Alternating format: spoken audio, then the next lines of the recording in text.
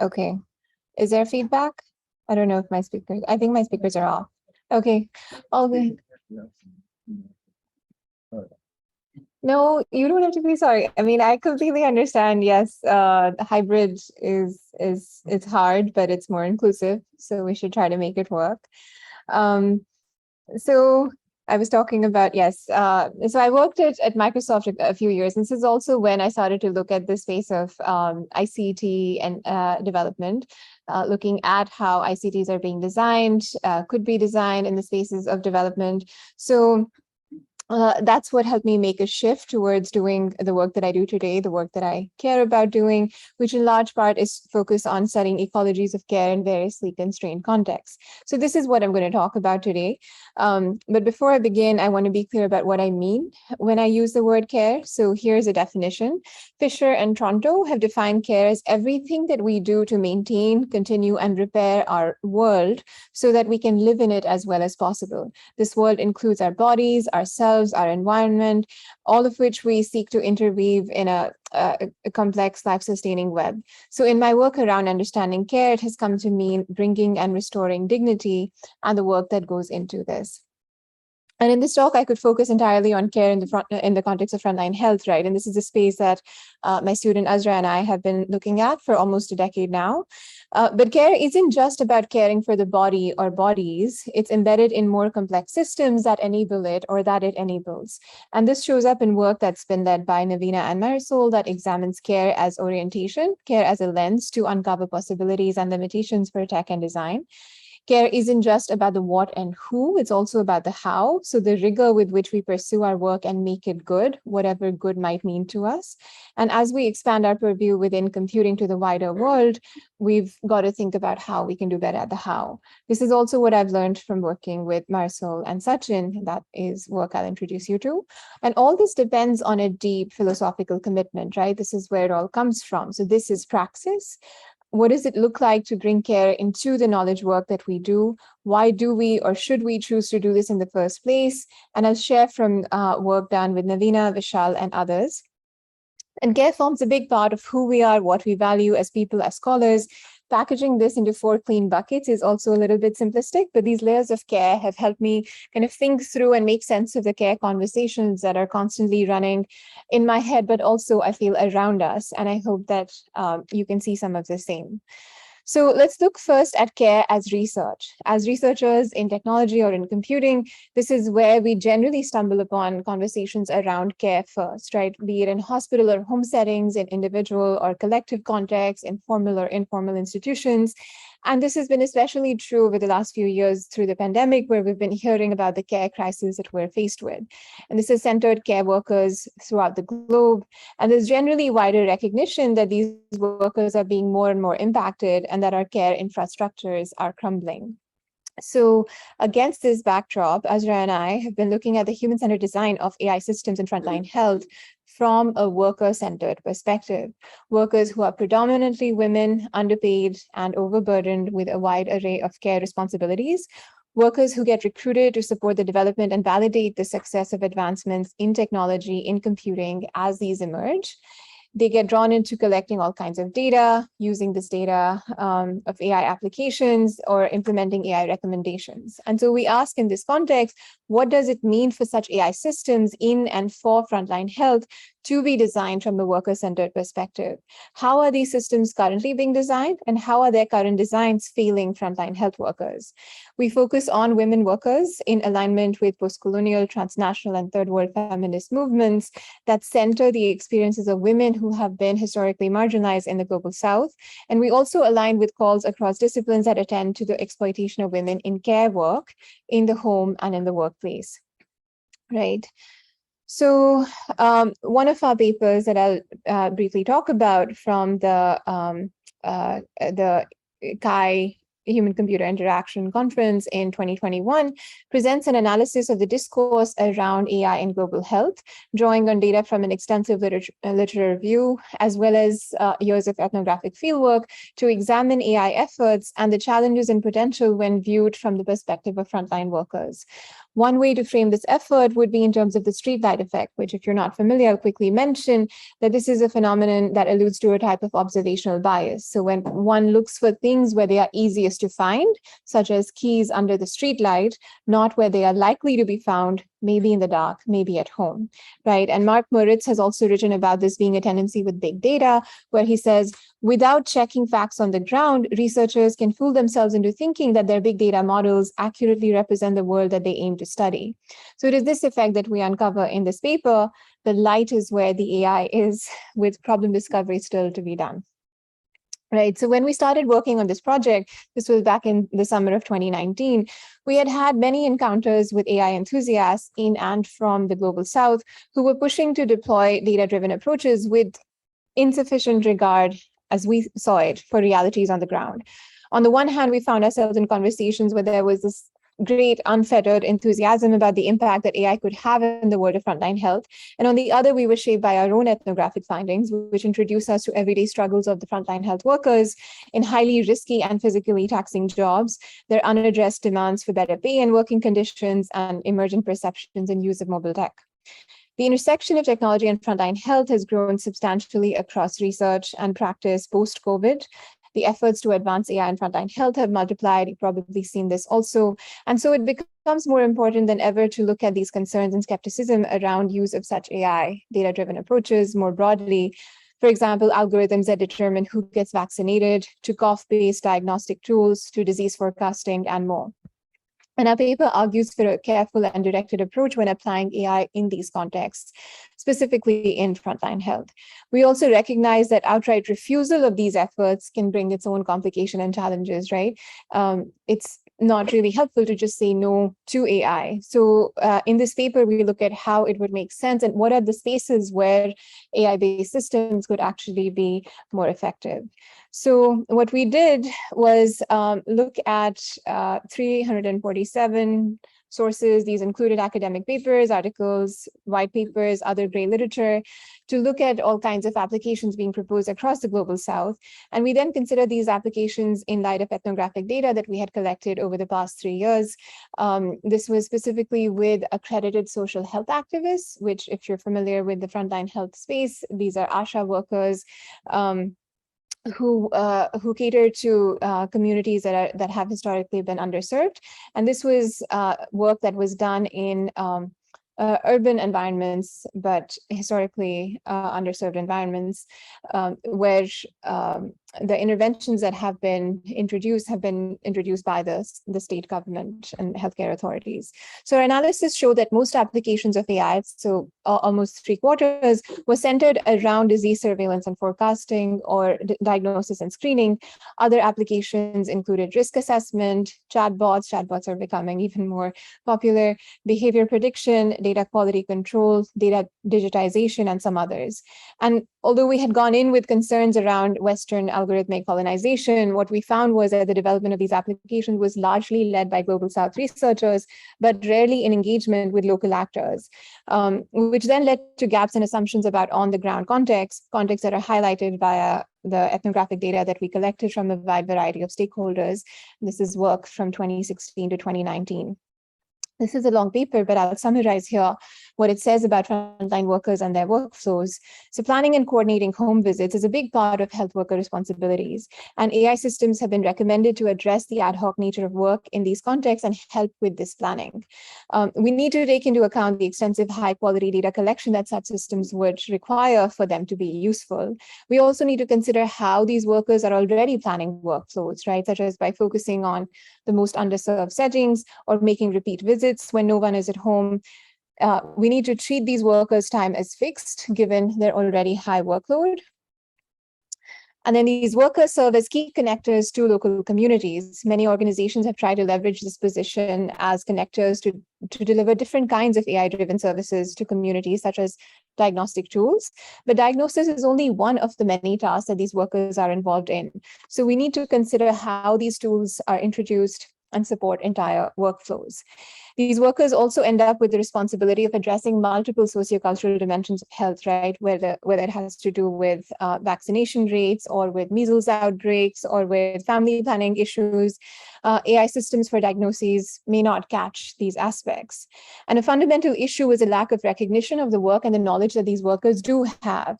So any systems that are deployed need to engage them in design, need to engage their perspectives and surface their concerns as much as possible. This is not what is happening. So recent research and data for advocacy offers some directions where AI and data-driven systems can try to align with the perspectives of these workers. But this is only possible if control and ownership of data in the system are also at least partially in the hands of workers. So overall, this research highlighted gaps in the considerations of the broader political and organizational context, acknowledgement of the existence of competing knowledges such as complementary and alternative medicine, also called CAM, and religious practices, complexity of patient choice and agency in seeking care, and the many invisible workflows that are involved in healthcare seeking. So our paper lays down considerations for the design of data-driven systems that target social good more broadly, but situating our analysis in the context of frontline health work and workers. And I'll quickly just summarize the lessons here. I do encourage you to read the paper if you have time and interest. Firstly, foregrounding worker and user agency. So expect targeted users to not use these systems at all, to use them in unexpected ways, or to work around the systems altogether. Right? Rethink scale. So for example, focus on hyperlocal deployments, use AI to maximize use of fixed time of health workers on care work rather than introducing more and more new workflows, which is what is happening. Or think about including more stakeholders instead of scaling up with limited consideration of stakes. Move towards a more pluralist worldview by supporting self-determination by communities on the development and the use of AI. Develop sustainable interventions that check extraction of resources, for example, streamline and leverage existing data flows rather than introducing new ones and more new ones. Build systems that require less data, be directed about collecting data when required, compute less on the devices of the underserved, and build for lean computation and power consumption. Embrace diverse epistemological commitments by reckoning with the source of discomfort and choosing to engage meaningfully and not only performatively when ontological and epistemological differences arise. And finally, developing solidarities, right? Focusing on common struggles, such as the global struggle of frontline health workers for better pay and working conditions, including from the South to the North. In sum, the future of care work is in crisis. Care infrastructures are breaking down and the care gap is widening. But there is the need and opportunity to push for redirecting massive funds that are being pulled into AI solutions to have real impact towards this gap. And that is the goal that we are currently working towards. So a quick mention of Navina Karusala's dissertation research, which engages with the politics of care in the context of the global South and pushes for going beyond the technological fix. She writes, this line of inquiry is also valuable simply because the politics of care is a starting point for thinking about equity and wider anti-systemic struggle.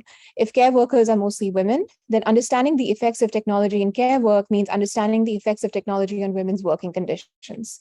If care work is foundational to human survival, understanding the role of technology in care work shapes how human rights like healthcare, food, and water are provisioned.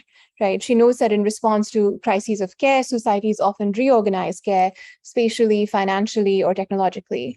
And scholars across disciplines say that we come up with a care fix that displaces the burdens that are associated with care work, if not resolving capitalism's crisis tendencies by reducing focus on profit and efficiency. So this conversation around technological fixes in healthcare has become much more prominent with the rising uptake of emerging technologies, right?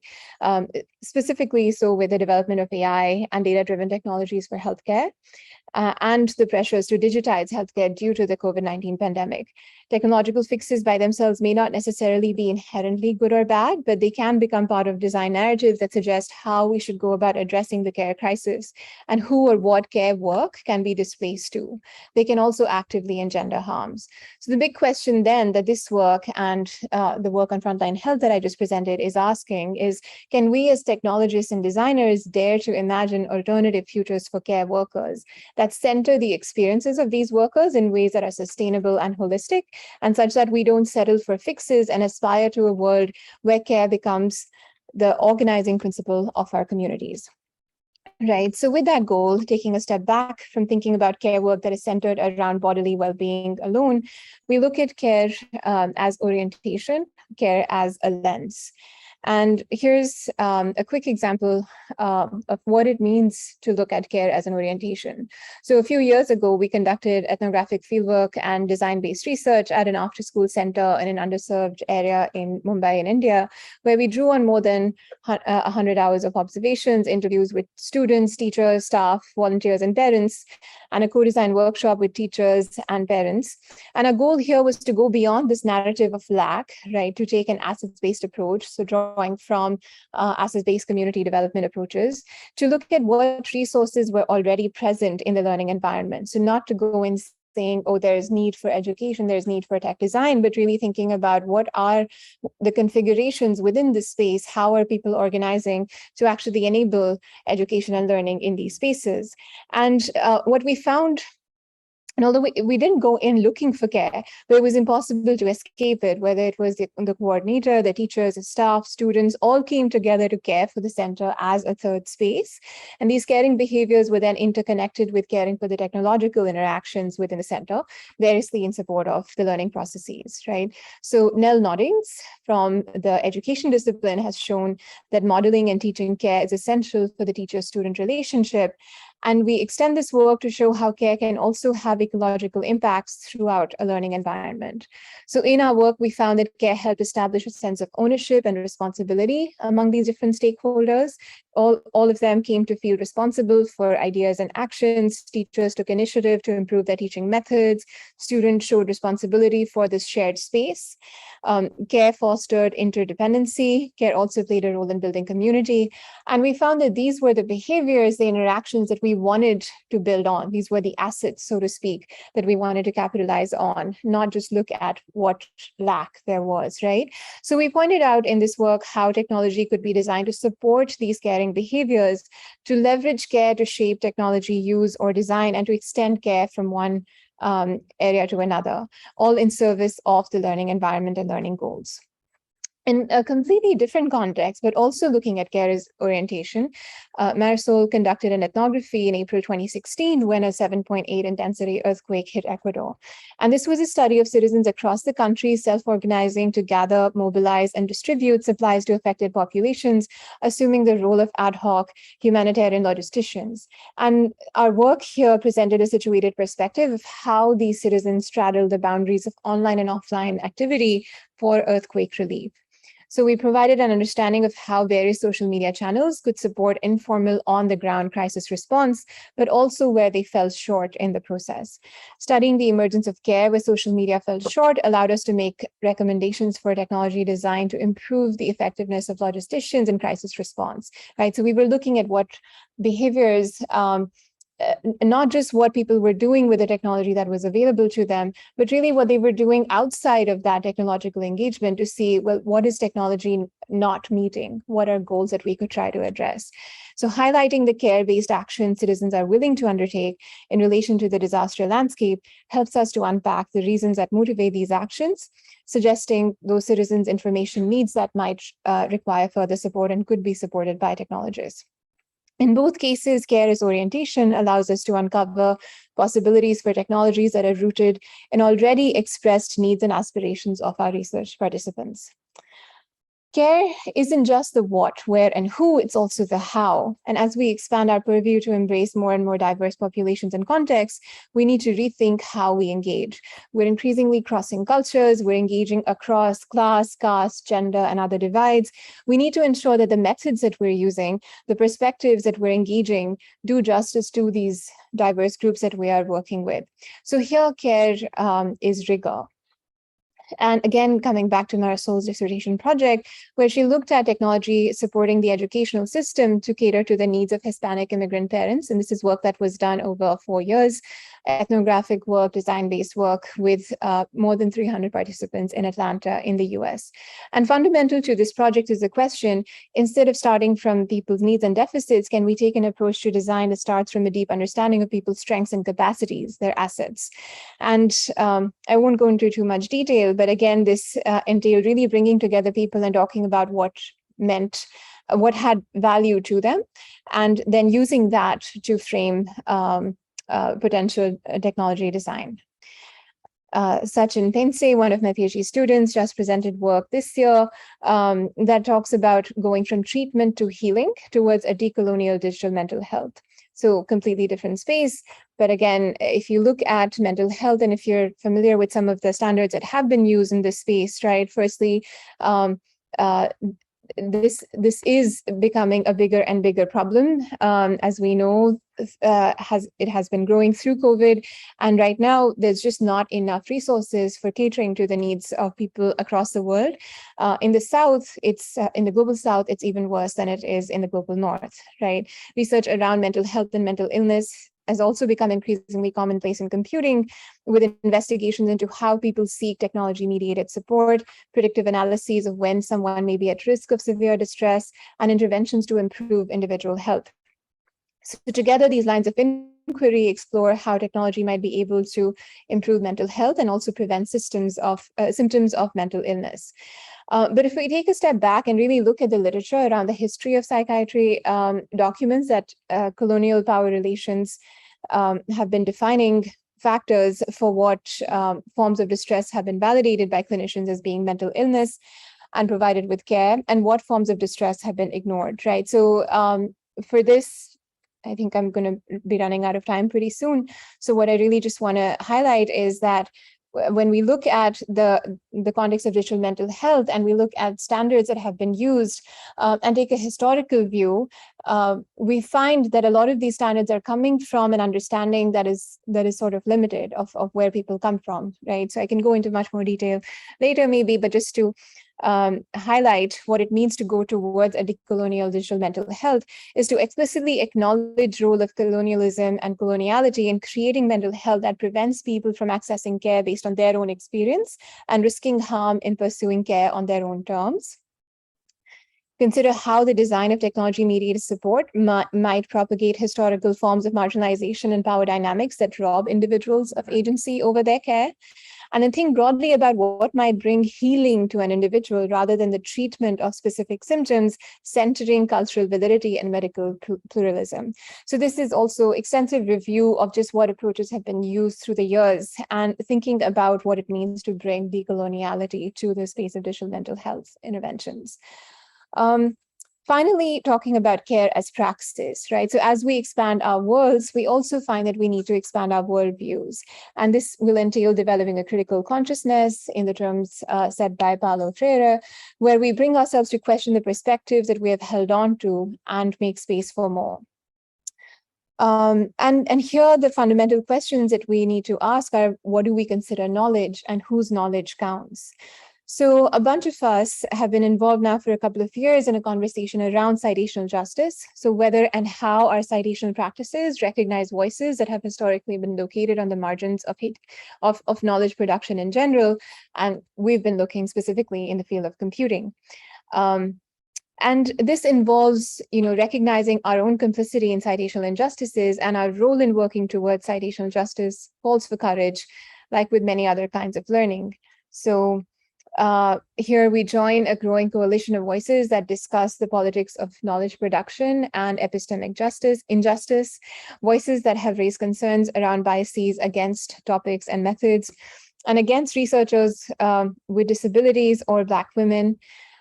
Citations exercise agency in knowledge production, often in accordance with these biases. They can show us how ideas are valued or not. They can also distort, amplify, and erase work over time, right? So in thinking about citational justice, how can we use citations as anti-racist feminist technologies?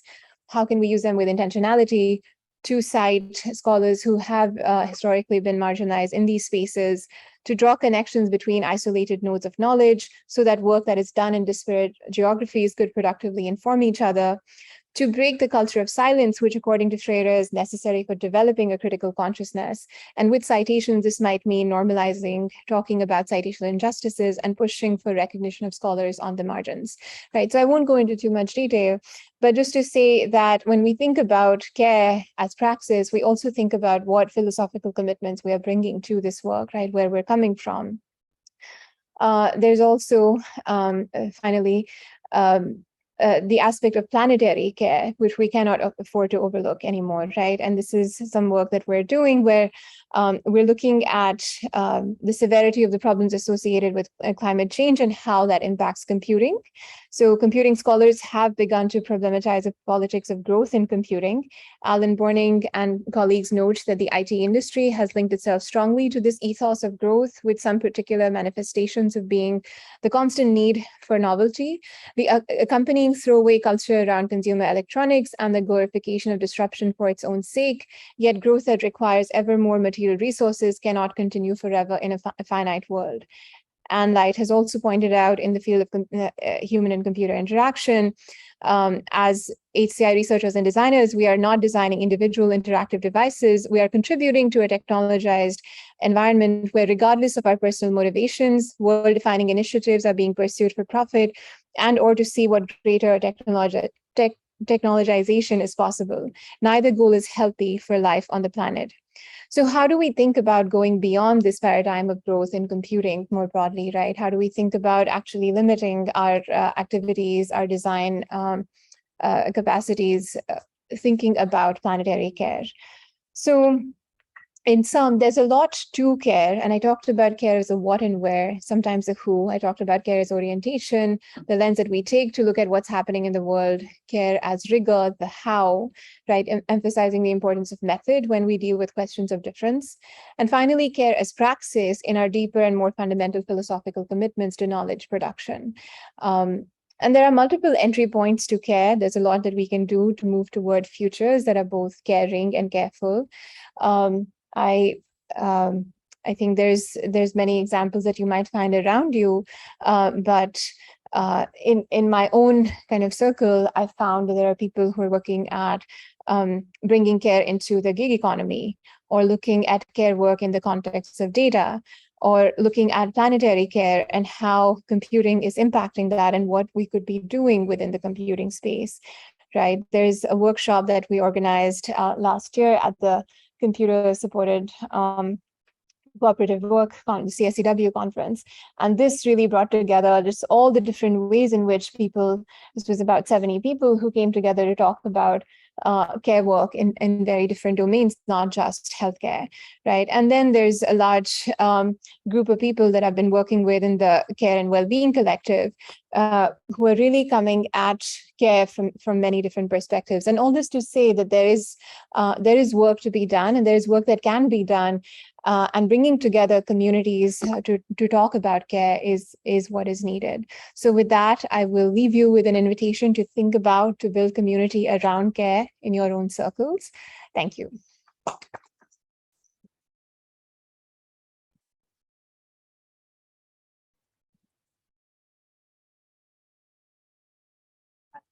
We have time for maybe 2 questions. Only one. We're going to take one question. Marvelous, thank you so much. Rethink Scale. So you're saying, what advantage of these apps is you can apply them broadly, quickly. But you're saying you need to look at like an individual community, maybe the hyper-local or the workers that are deploying it. How that seems opposed to the notion of easy scaling. So can you elaborate a little bit on that? Elaborate a little bit on the apparent conflict between scale, deployment, and addressing these kind of local and corporate issues. Oh, so the question was about rethinking scale. How do we rethink scale? I think that's $1 million question, probably more than 1 million. But increasingly, as we've engaged with people trying to bring AI into spaces of healthcare, right? This is something that we hear often, that we cannot look at hyperlocal contexts because they're just too specific. We have to look broader. We have to scale things up. And I think I'm going to say I don't have answers here, but I will say that the constraints that we're working with may need some rethinking and some brainstorming, right? And I would love to, even have those conversations with you all, where we need to cater to local context, yes, but we also need to think about what it is that we are playing with. So if we're adding more and more to the time of health workers versus actually taking their time as fixed, but thinking about how they could be more effective with the time that they have, or thinking about how what the physical demands are on their work in terms of just having to travel out to places. So there are certainly some aspects across contexts that we see that are similar, and then there are those that are different. I think that we focus too much on the different and not enough on what is similar, what can be seen to cross these regional divides. And so thinking about not just scaling to include more people or more data, but actually thinking about maximizing the more qualitative indicators around well-being. And honestly, there's I think a lot more work to be done in that space is needed. So I don't have an answer to how we can rethink what we're scaling up, but I think we need to look at that more carefully to see what are the aspects of the work that it would make sense to scale without losing all of the hyperlocal understandings that we have. Okay.